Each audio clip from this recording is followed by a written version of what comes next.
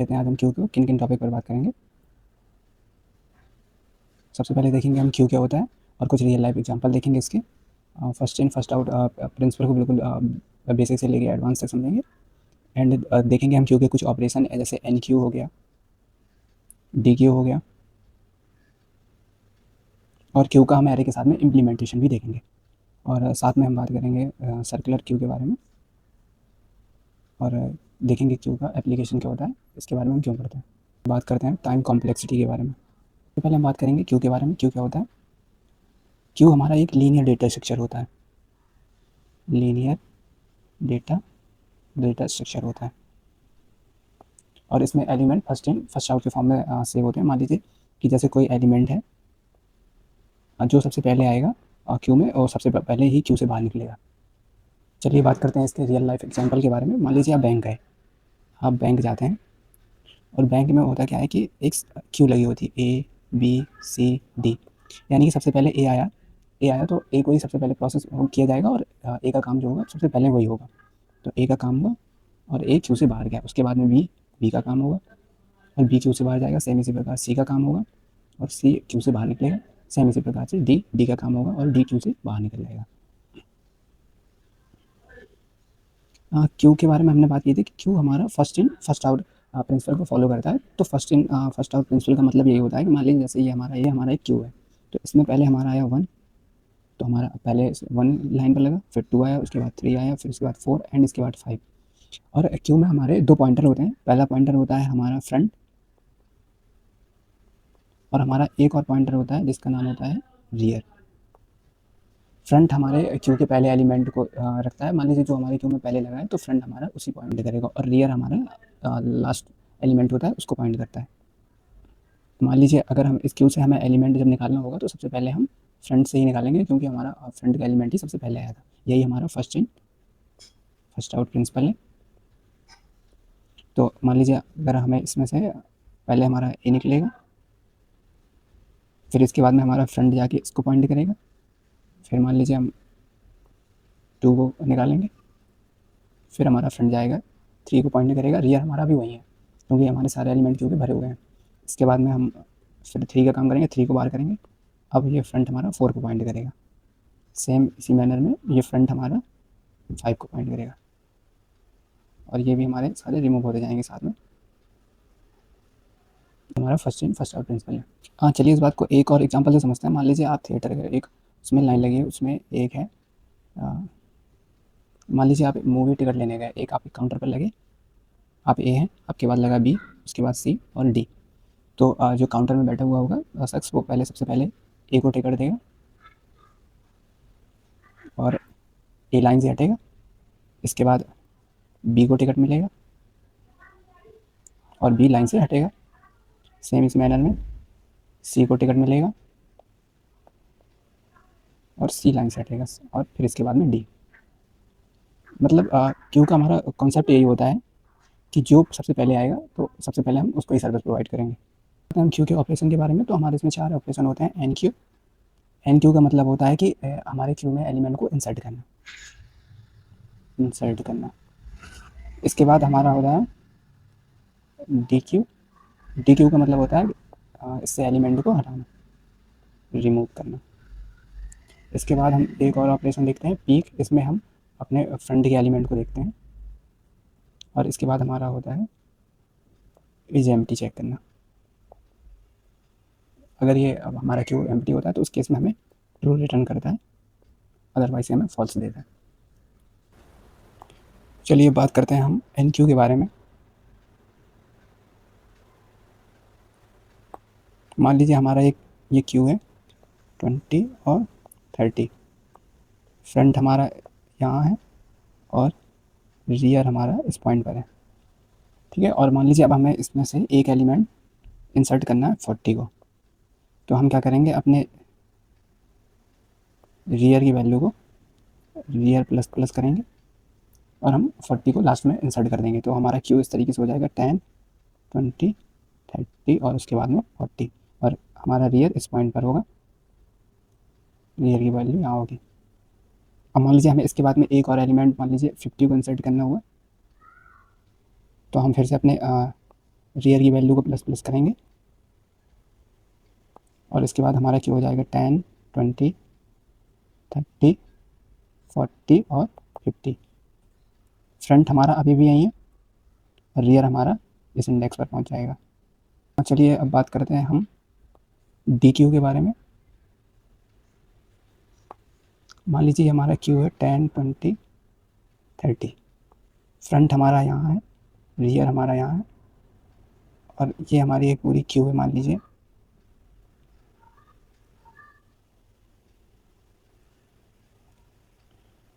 अब हमें इसमें से एलिमेंट को डिलीट करना है, तो सबसे पहले हम क्या करेंगे, फ्रंट अभी हमारा 0 इंडेक्स को पॉइंट कर रहा है, तो फ्रंट की वैल्यू को हम प्लस करेंगे, तो फ्रंट हमारा 1 हो जाएगा और हमारा सिंपली 10 यहाँ से रिमूव हो जाएगा और फ्रंट हमारा यहाँ से इसको पॉइंट करने लगेगा। सेम इसके बाद मान लीजिए हमें एक और एलिमेंट को अगर रिमूव करना हुआ तो हम फिर से फ्रंट को एक बार और बढ़ा देंगे, तो फ्रंट हमारा 2 इंडेक्स पर पहुँच जाएगा और हमारा यहाँ से रिमूव होकर फ्रंट हमारा इसको पॉइंट करने लगेगा। तो इस बार हमारे फ्रंट और रियर सेम इंडेक्स को पॉइंट करने लगे। यही हमारे डी क्यू का कॉन्सेप्ट होता है कि अपने क्यू से एलिमेंट को एक एक करके बाहर निकालना।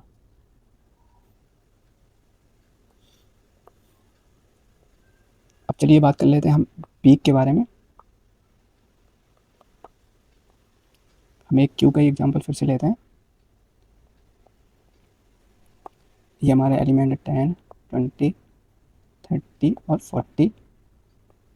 ये हमारा फ्रंट है, ये हमारा रियर है। अब हमें पीक करना है, तो पीक हमें सिंपली हमारा जो फ्रंट का एलिमेंट होता है उसको रिटर्न करता है। तो ये हमारा पीक फंक्शन जब हम कॉल करेंगे तो हमें इसमें 10 की वैल्यू मिल जाएगी, लेकिन ये हमारे क्यू से एलिमेंट को डिलीट नहीं करता है, सिंपल हमें वैल्यू रिटर्न कर देता है। तो हमारे फ्रंट की वैल्यू रिटर्न करेगा और हमें 10 मिल जाएगी। मान लीजिए अगर हमने इसमें एक बार टी क्यू ऑपरेशन चला दिया तो हमारा फ्रंट यहाँ से रिमूव होके डी क्यू ऑपरेशन चलाया तो फ्रंट हमारा यहाँ से रिमूव होके फ्रंट हमारा इसको पॉइंट करने लगेगा। उस केस में हमारा पीक फंक्शन हमें 20 रिटर्न करेगा। बात कर लेते हैं हम एज एम्प्टी फंक्शन के बारे में।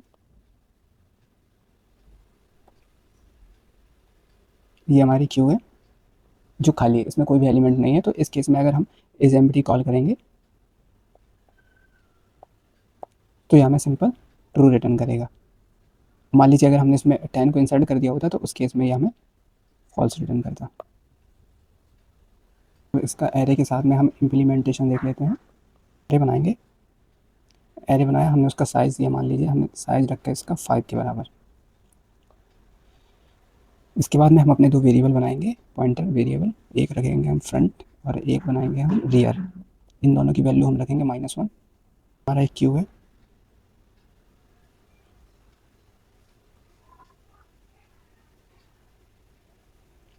ये हमारा क्यू है जिसका इंडेक्स ये हमारा 0, 1, 2, 3 और ये 4।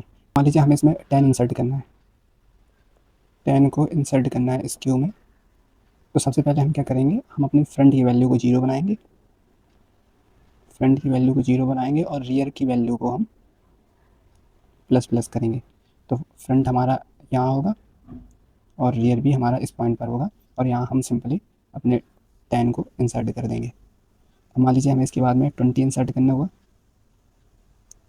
20 इंसर्ट करना हुआ तो हम अपने इस बार रियर की वैल्यू को फिर से प्लस करेंगे, रियर प्लस प्लस, और रियर हमारा यहाँ पॉइंट करेगा और हम सिंपल 20 को यहाँ इंसर्ट कर देंगे।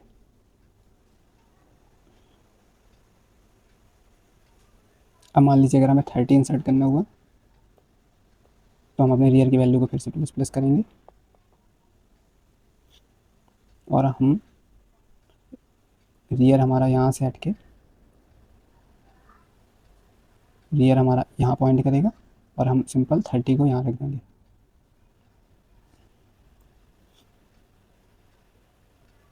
अब मान लीजिए अगर हमें इस एरे से एलिमेंट को रिमूव करना हुआ, मान लीजिए हमें रिमूव करना है तो हम अपना डी क्यू फंक्शन चलाएंगे।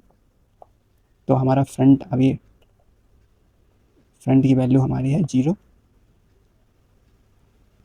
तो हम फ्रंट को बढ़ा देंगे, फ्रंट प्लस प्लस करेंगे उस केस में फ्रंट हमारा यहाँ से हट के इस पॉइंट पर आ जाएगा और सिंपल हमारा 10 रिमूव हो जाएगा।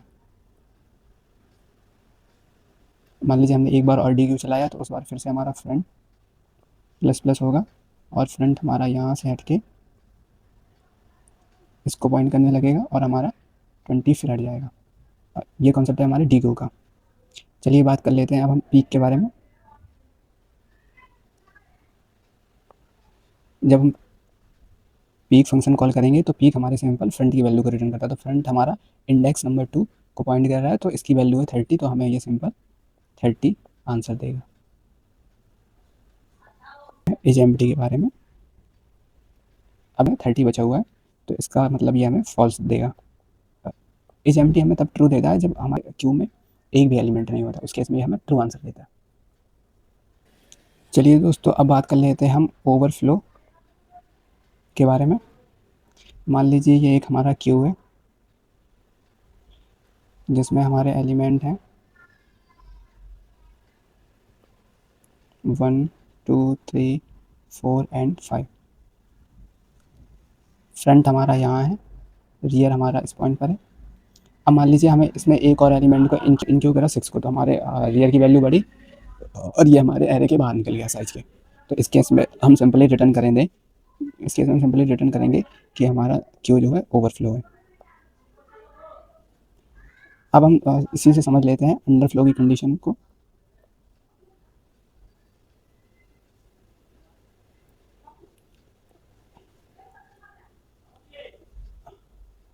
जैसे हमने मान लीजिए हमने डी क्यू किया अपने इसको क्यू को, तो हम ऐसी कंडीशन पहुंच जाएंगे जब हम अपने क्यू के सारे एलिमेंट हटा चुके होंगे।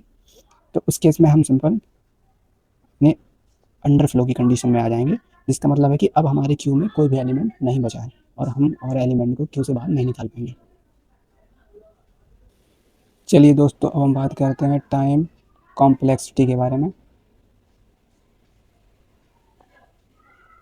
एन क्यू की टाइम कॉम्प्लेक्सिटी होती है हमारी बिगो वन। बिगो वन क्यों होती है? क्योंकि हम इसमें सीधे डायरेक्ट अपने वेरिएबल को एक्सेस कर पाते हैं और उसमें हम अपने एलिमेंट को इंसर्ट कर पाते हैं। सेम बात कर लेते हैं हम अपने डी क्यू के बारे में। डी क्यू भी हमारा कॉन्स्टेंट टाइम लेता है, एज एम टी भी हमारा कॉन्स्टेंट टाइम लेता है, पीक भी हमारा कॉन्स्टेंट टाइम लेता है। वी एस कोड में कोड इम्प्लीमेंटेशन देख लेते हैं। दोस्तों अब बात करते हैं कोड के बारे में।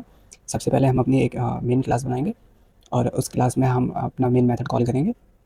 इसके बाद में हम अपनी एक और नई क्लास बना लेते हैं, क्लास क्यू क्लास। और इस क्लास में हम अपने वेरिएबल बनाएंगे। पहला वेरिएबल होगा हमारा फ्रंट, उसके बाद हम बनाएंगे रियर और इसके बाद हम एक बनाएंगे साइज, ये हमारे क्यू का साइज बताएगा। और एक हम एरे बनाएंगे।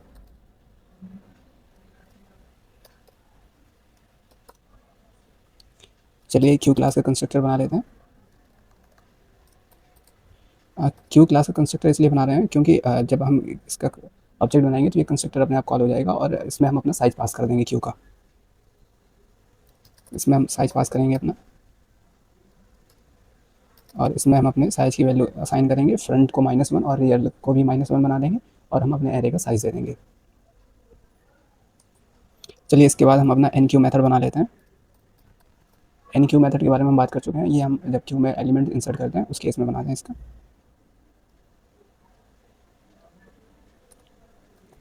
वॉइड एन क्यू, इसमें हम अपना डेटा वैल्यू जो हमें एलिमेंट इंसर्ट करना है उसको पास करेंगे।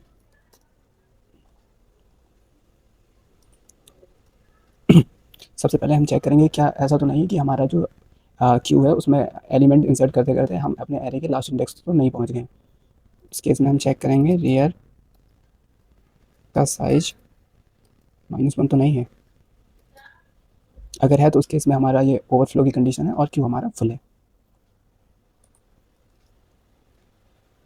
अगर ऐसा नहीं है तो उस केस के बाद फिर हम अपने फ्रंट की वैल्यू को 0 बनाएंगे। चेक कर लेते हैं पहले क्या हमारा फ्रंट -1 है। अगर हमारा फ्रंट -1 है तो फ्रंट को हम 0 बना देंगे और हम अपने रियर की वैल्यू को बढ़ा देंगे। रियर को हम बढ़ाएंगे तो रियर अब हमारा मान लीजिए जैसे पहले -1 था तो अब फ्रंट हमारा 0 पॉइंट पर है और जीरो इंडेक्स फ्रंट हमारा जीरो इंडेक्स पर है और रियर भी हमारा जीरो इंडेक्स पर है। तो सिंपल हम अपने एलिमेंट को इंडेक्स नंबर 0 पर रख देंगे। ये हमारा एन क्यू बन के तैयार हुआ। और एक फंक्शन बनाते हैं डी क्यू। इसमें इसको हम सिंपल वाइड का ही रखते हैं, चाहे तो हम इसको इंटीजर भी रख सकते हैं और वैल्यू रिटर्न ले सकते हैं, लेकिन हम इसको भी वाइड ही रखते हैं, वाइड डी क्यू। इसके बाद हम चेक करेंगे क्या हमारा फ्रंट -1 है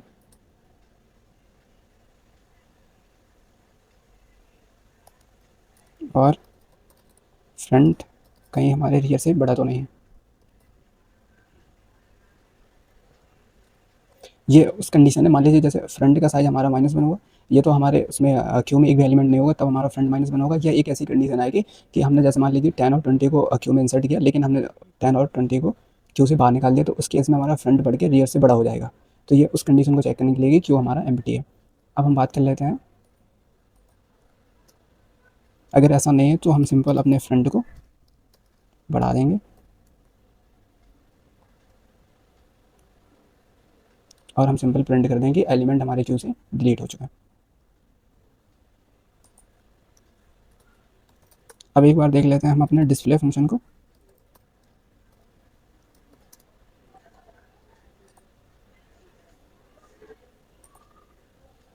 डिस्प्ले फंक्शन में सबसे पहले हम चेक करेंगे कि हमारा क्यू एम्प्टी तो नहीं है। उसके बाद हम अपना एक फॉर लूप चलाएंगे और इसमें एक वेरिएबल बनाएंगे आई की वैल्यू हम इनिशियलाइज करेंगे फ्रंट से। फ्रंट हमारे पहले इंडेक्स को पॉइंट कर रहा होगा जहाँ से हमें एलिमेंट प्रिंट कराने होंगे, और ये हम चलाएंगे अपने लास्ट एलिमेंट तक, यानी कि रियर तक। और हर बार आई की वैल्यू को प्लस प्लस करते जाएंगे और सिंपल हम वैल्यू को प्रिंट करते जाएंगे। ये लाइन एरे के एक एक एलिमेंट को उठाएगी और उसको प्रिंट कर देगी। सिंपल ही हमारा डिस्प्ले फंक्शन बनकर तैयार हुआ। अब बात कर लेते हैं हम पीक फंक्शन के बारे में। वॉइड पीक, इसमें भी हम कंडीशन चेक करेंगे क्या हमारा क्यू इस बार एम्प्टी तो नहीं है। अगर नहीं है तो उस केस में हम सिंपल अपना फ्रंट का एलिमेंट है उसको रिटर्न कर देंगे, उसकी वैल्यू यानी कि हम प्रिंट करा सकते हैं या फिर रिटर्न कर सकते हैं। इस केस में भी हमने रिटर्न सिंपल हम उसको प्रिंट करा देंगे और सिंपल हम अपने फ्रंट के एलिमेंट को प्रिंट करा देंगे। चलिए अब इनको एक एक करके देख लेते हैं। सबसे पहले हम अपने क्यू क्लास का ऑब्जेक्ट बनाएंगे और उसमें हम अपने क्यू का साइज पास कर देते हैं। हमने क्यू का साइज 5 पास किया। सबसे पहले हम क्यू में अपने एलिमेंट इंसर्ट कर लेते हैं। सबसे पहला एलिमेंट हमने इंसर्ट किया 10। इसके बाद